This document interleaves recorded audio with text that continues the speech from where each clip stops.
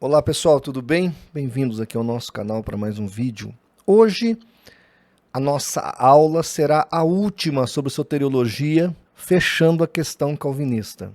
Lembrando que aqui no canal do CACP Vídeos nós temos várias matérias e vários vídeos explicando esta problemática. Então fique tranquilo, se você quiser entender melhor, você pode ir no nosso site cacp.app.br ou aqui mesmo no canal do CCP Vídeos, você vê a temática que você quer, escreve lá na lupinha e você poderá fazer sua pesquisa, parar o vídeo, estudar tal e com certeza tirar a maior parte das dúvidas, tá bom?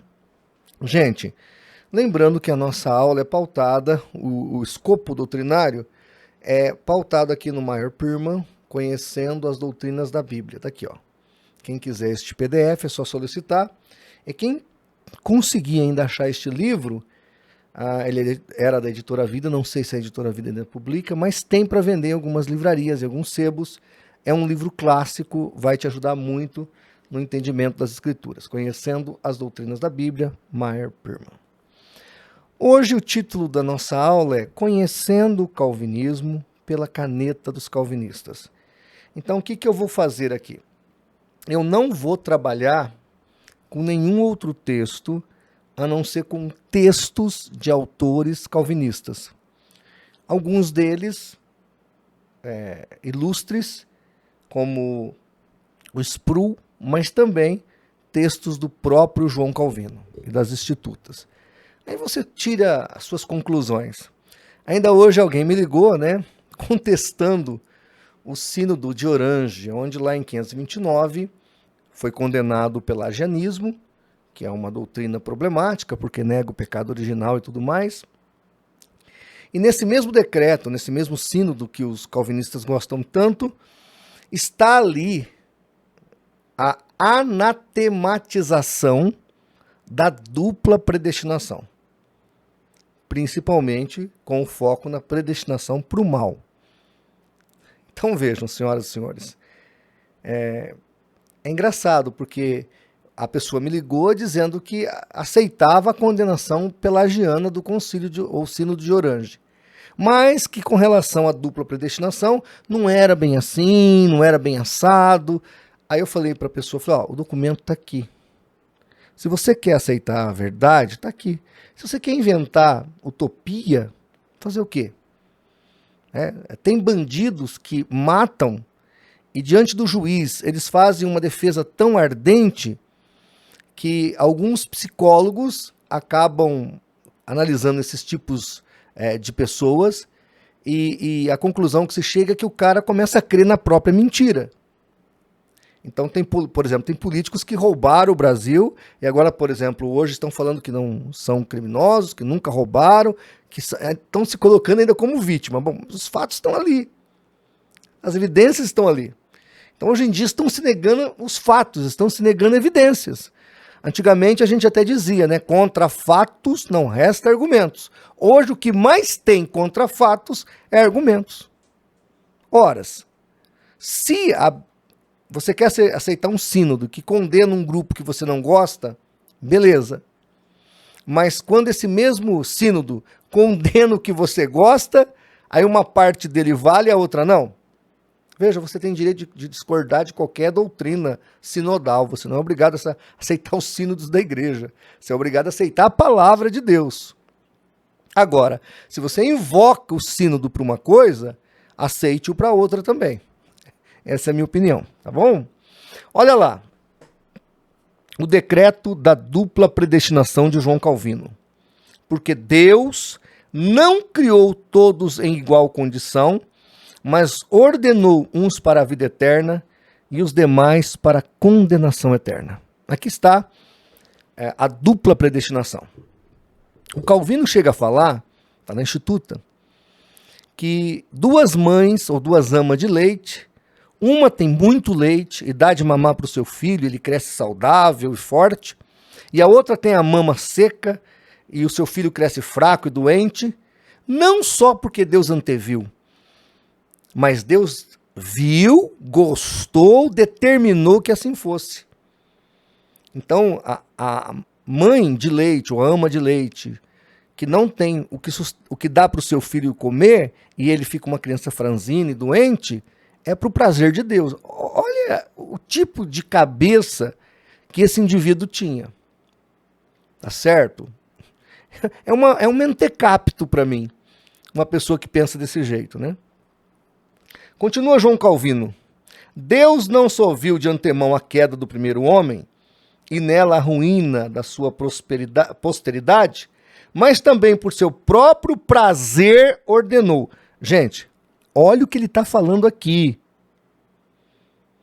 Deus desgraçou a humanidade pelo seu decreto e pelo seu prazer ele ordenou.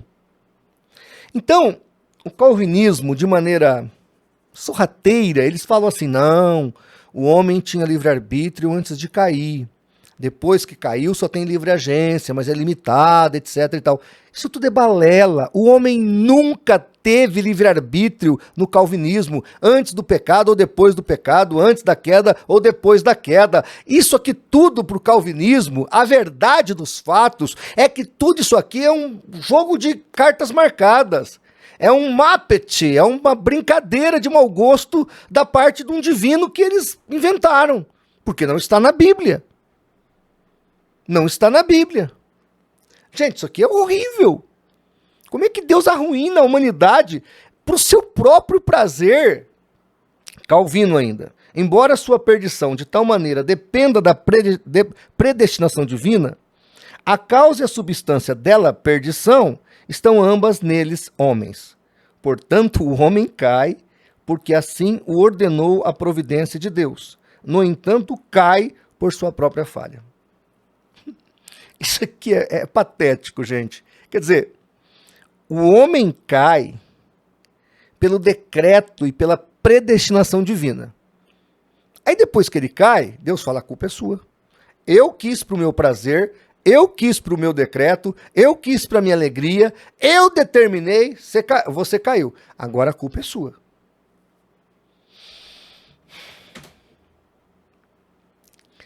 Ainda continuando a dupla predestinação. Vou ler aqui o que escreveu Lorayane Boetner.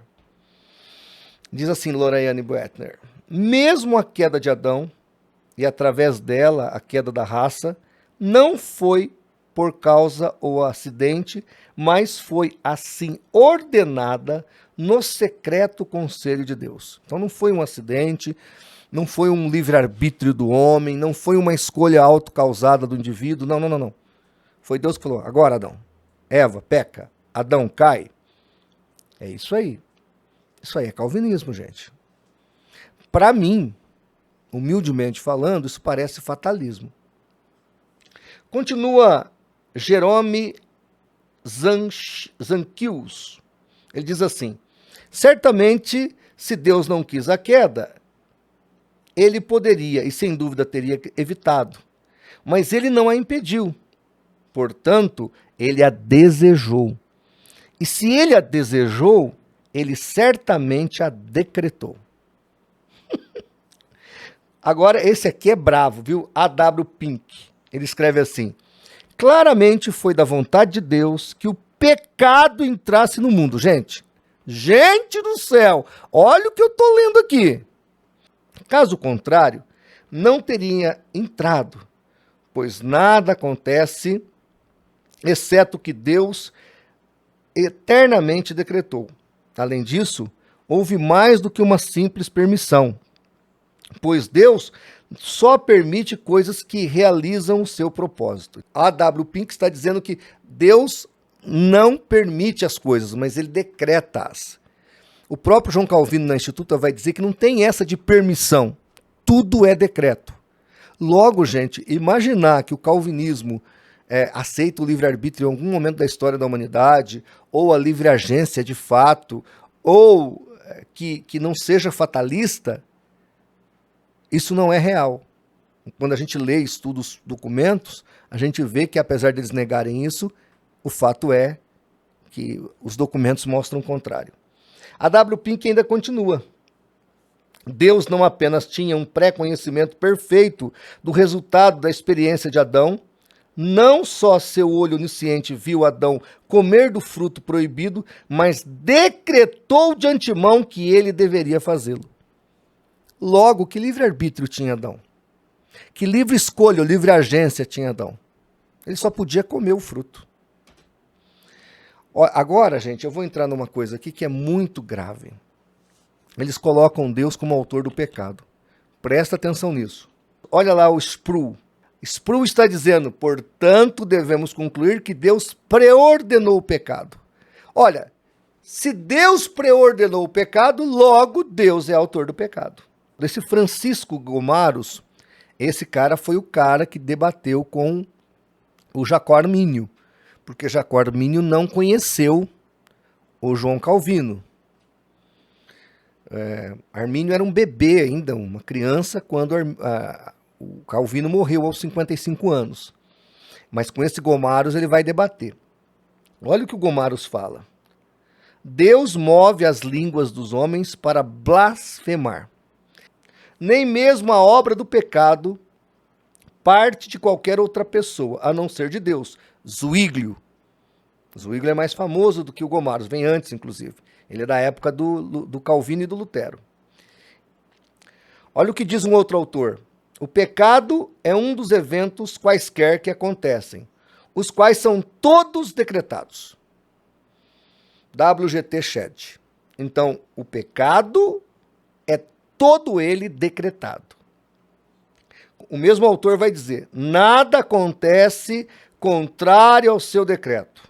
Nada acontece por acaso. Até, olha isso, gente, até o mal moral que ele abomina e proíbe, ocorre pelo determinado conselho e presciência de Deus. W.G.T. Shedd.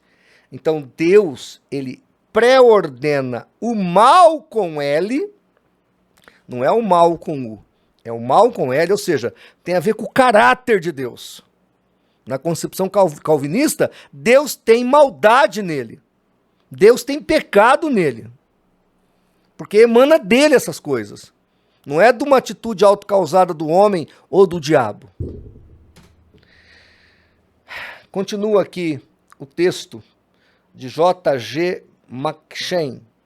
Diz o texto calvinista. Todas as coisas, incluindo até mesmo as ações malévolas dos homens perversos e dos demônios, são trazidas à existência de acordo com o propósito eterno de Deus. Edwin H. Palmer. É até bíblico dizer que Deus preordenou o pecado. Se o pecado estivesse fora do plano de Deus, então nenhuma única questão importante da vida seria governada por Deus. O pecado está pré-ordenado por Deus. E ele não existe se Deus não assim pré-determinasse. A gente precisa ver que tipo de cosmovisão de Deus a gente tem. Ou a gente crê num Deus bíblico, que jamais ensinou esse tipo de coisa, ou a gente se rende a essa obtusidade sem precedente aqui. Repito, gente, o calvinismo não tem procedência bíblica, não tem fundamentação neotestamentária, não foi crido pelos judeus, não foi crido pela igreja primitiva, tá certo? Quem começa com essa história toda é Agostinho, depois é sistematizado em Agostinho a ideia de João Calvino, e depois a ideia de João Calvino é ainda rebuscada um pouco mais no Sino de Dort. Nós precisamos nos posicionar. Eu não entendo que calvinismo seja evangelho, muito pelo contrário. Para mim, o calvinismo é um anti-evangelho. É uma coisa que traz inimizade ao evangelho. Porque o evangelho é graça, amor, piedade, bondade. A Bíblia que eu creio diz que de Deus só emana coisa boa. Está lá em Tiago. Do Pai das luzes só vem coisa boa, só vem o bem, só vem a graça. E quando o homem faz o mal, e quando ele é tentado, diz o texto de Tiago, não diga que de Deus é tentado, mas você é tentado pelas suas próprias concupiscências, pelas suas próprias paixões carnais. Então a gente precisa dar esse alerta, né? Eu acho que quem está fazendo o curso aqui já entendeu o nosso posicionamento e por que nós não somos calvinistas, tá bom? Gente, obrigado aí pela sua atenção. Desculpe aí se a gente foi um pouco extensivo falando de calvinismo, mas eu acho que a igreja brasileira precisa se posicionar contra isso e eu estou aqui fazendo essa minha parte. Eu espero que você cresça na graça e no conhecimento. E se quiser mais documentos sobre isso, é só entrar em contato que eu encaminho aí para o teu WhatsApp. O CACP está à sua disposição.